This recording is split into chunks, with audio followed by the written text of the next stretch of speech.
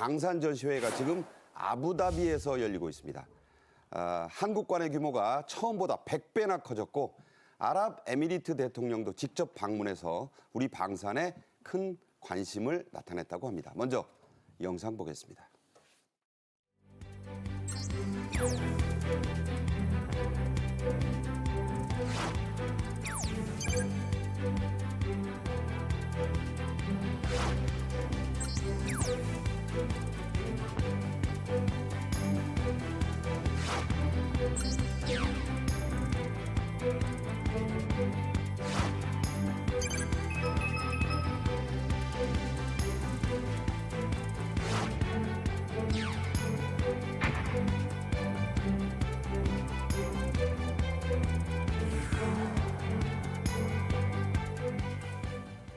네, 이 주제에는 문성묵 한국국가전략연구원 통일전략센터장님도 함께하겠습니다. 안녕하세요. 네, 안녕하십니까?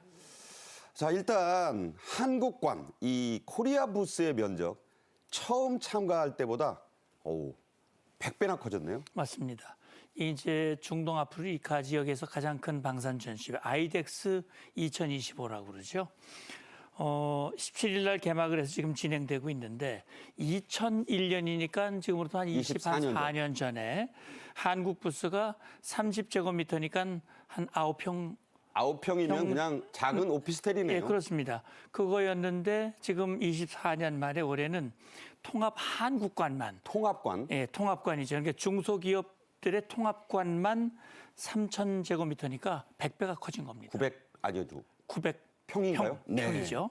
그러니까 이게 지금 하나 에어로스페이스라든지 LIG 넥스원, 현대로템, 카이 대표적인 방산 기업들은 별도의 이 전시관을 가지고 있고 그렇죠. 나머지 방사청이 운영하는 통합 전시관만 이렇게 100배가 커진 거니까요. 어마어마하네요. 그러니까 한화 담당자도 20여 년 전에 왔을 때 한화, 삼성물산, 무역관, 무역협회 이렇게 세 개 기업만 자그만 부서 하나였는데 한국방산의 K방산의 규모가 이렇게 커졌다라고 하는 것을 격세지감이다. 이렇게 소감을 얘기를 했습니다. 제가 어떤 취재기자 얘기 기사를 보니까 한국관 아닌 데를 가기가 힘들더라. 참 대단한 얘기입니다. 그렇습니다. 세계의 네로라 하는 방산 기업들이 모인 이 이덱스 2025 현장 분위기는 어떤지 영상 보겠습니다. Welcome to IDEX and NAVDEX. 우리는 한국에서 온 LIG 넥스원입니다.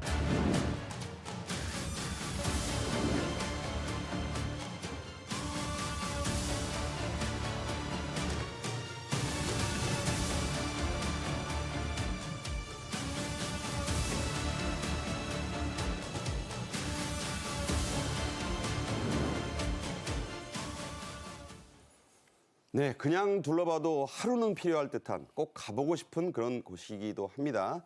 자, 이 전시회가 열린 중동, 이미 우리 방산 수출의 효자였죠? 그렇습니다. 2013년에 항공우주산업이죠. 카이가 훈련기 T-50을 이라크에 24대를 수출을 했는데 그 규모가 우리 돈으로 1조 5천억 원이었습니다. 그리고 역시 카이가 지난해 12월에 이라크에 한국형 헬기죠. 우리가 개발한 국산 기술로 개발한 한국형 헬기 수리온을 수출을 했습니다. 네. 그다음에 이제 그 유명한 방공 시스템이죠. 유럽 국가들이 부러워하는 천궁2를 이라크에 3조 7천억, 사우디와 아랍에미리트에 4조 원, 조 단위 수출을 한 거예요. 그러니까 했다면 좋네요. 예, 어마어마한 이 규모를 중동에 수출하고 있고요. 지금 한화 에어로스페이스가 개발한 다연장 로켓이죠. 유명한 천무는 사우디에서 운용을 하고 있습니다. 네. 그래서 사우디가 국방비를 계속 늘리고 현대화하고 있기 때문에 글자 그대로 중동은 K방산의 효자라고 할 수 있습니다. 그렇군요. 자, 이번 전시회 참가자들은 특히 K대공망에 큰 관심을 보인다고 합니다.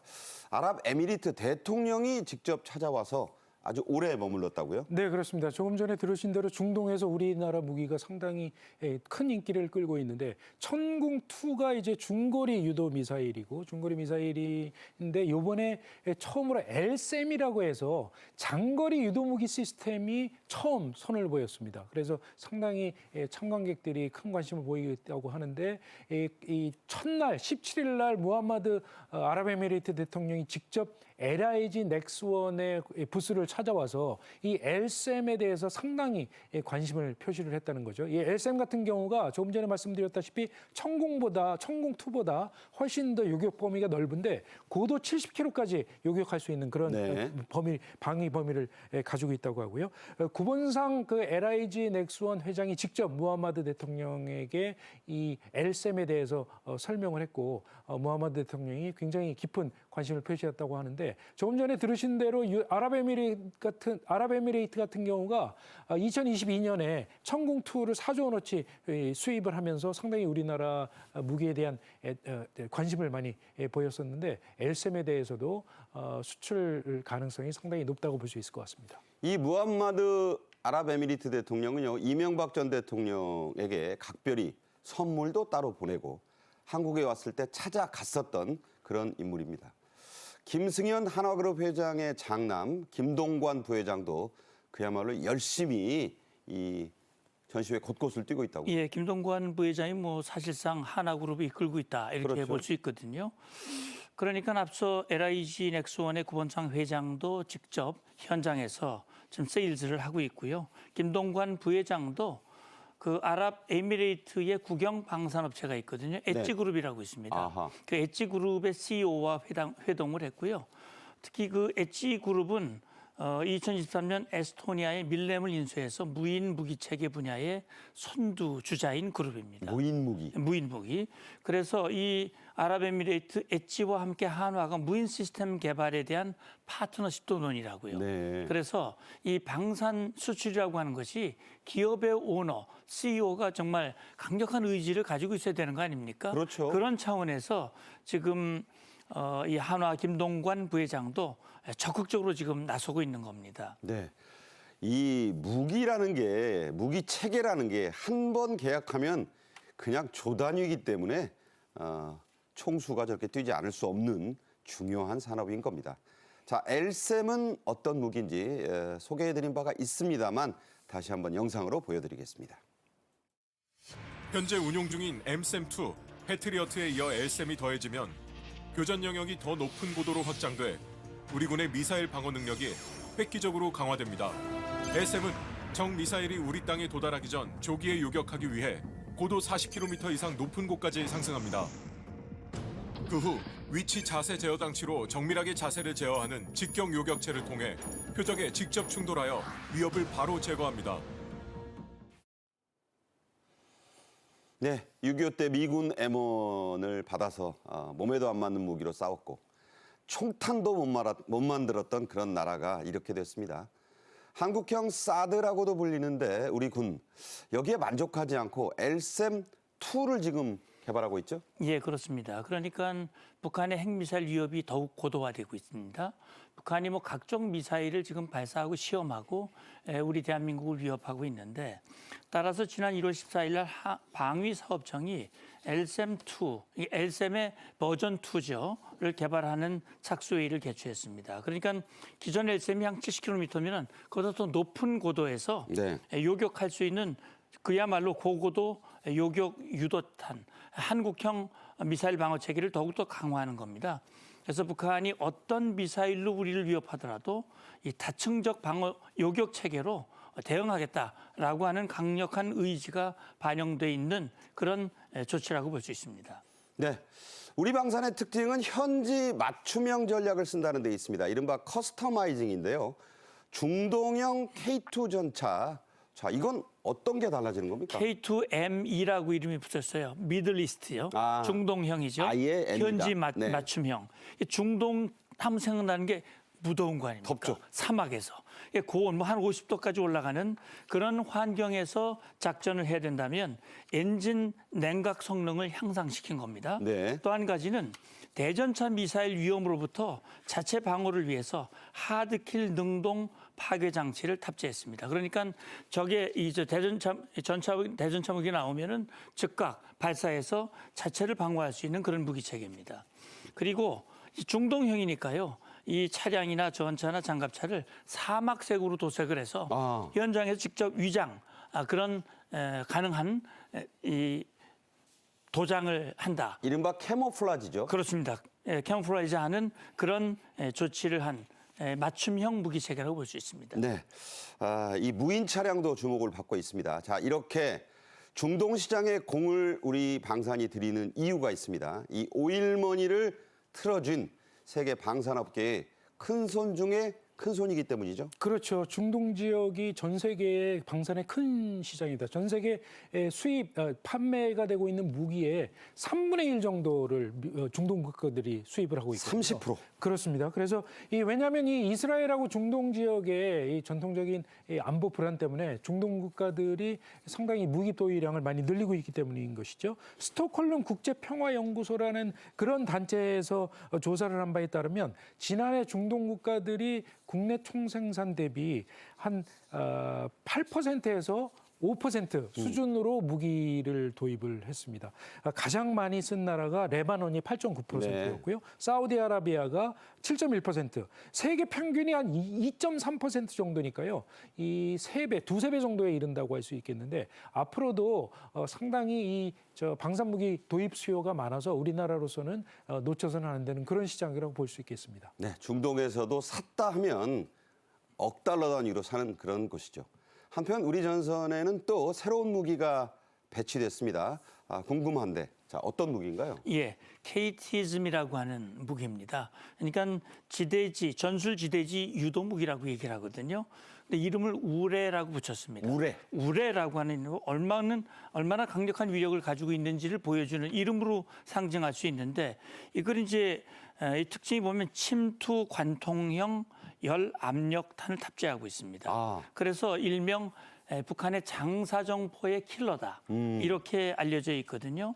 그러니까 여기에는 또 최첨단 정밀 유도 기술이 탑재가 돼가지고 이 공산 오차라고 그러는데 사거리 공산 오차, 이 오차 범위가 1 내지 2m니까 가장 정확하고요. 그냥 가서 적중시키는 거예요. 예, 그리고 적의 그 장사정포들이 대개 이 동굴진지에 들어가 있거든요. 그 동굴진지를 그냥 파고 들어가서 이 지하에서 폭발하는 그런 이 시스템을 가지고 있습니다. 수십 킬로미터 밖에서 1, 2m 오차면 그냥 마친다는 거잖아요. 예, 정확하게 타격하는 거기 때문에 글자 그대로 장사정포 킬러다. 네, 이렇게 그렇군요. 알려져 있는 겁니다. 자, 이 우레란 말, 천둥과 번개를 동반하는 대기 중의 방전 현상.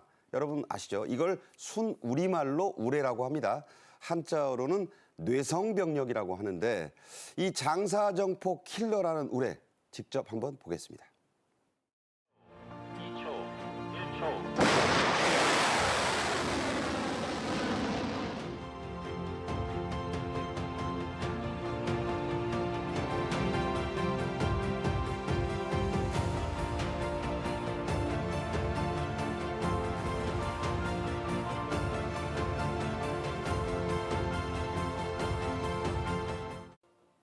자, 이 우레, 우리에겐 참으로 뼈아팠던 북한의 연평도 포격을 계기로 개발이 된 그런 무기죠. 예, 우리 국민들 기억하실 겁니다. 2010년 11월이었죠. 북한이 연평도 지역에 무차별 포격을 가해왔고요. 그랬죠. 우리 해병 장병들이 정말 목숨을 걸고 승리한 이 전투를 연평도 포격전이라고 그러는데 그때 희생자도 많았잖아요. 예, 그때 이제 이 해병 장병 2명이 이제 전사를 했는데 당시 그걸 계기로 해서 우리가 이 KT즘을 개발하기 시작했고요. 북한은 이미 과거 서울 불바다라는 말 기억하시지 않습니까? 그렇죠. 그런 말대로 장사정포 서울 수도권을 겨냥한 것이 700여 문입니다. 여기에 대한 대응 전력이 필요하겠다라고 해서 국방과학연구소 ADD가 2014년부터 5년에 걸쳐서 이 우레를 개발했습니다. 네. 그래서 이게 사실 킬체인의 핵심 전력입니다.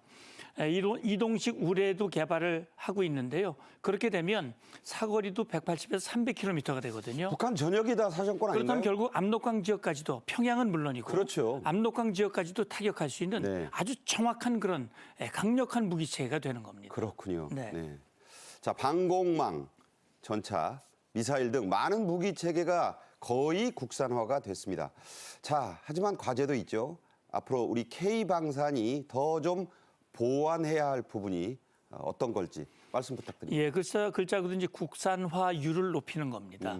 우선 우리 뭐 하드웨어들은 거의 국산화가 됐어요. 다만 이 소프트웨어가 문제입니다. 엔진과 소프트웨어의 핵심 기술을 국산화로 해야 되는데 아직도 조금 예를 들어서 그 K9 자주포 같은 경우는 명품 1,300문이 수출이 됐는데 네. 이게 그동안은 엔진을 독일산 라인메탈 엔진을 썼었습니다. 우리 엔진이 아니에요? 예, 아니었었어요.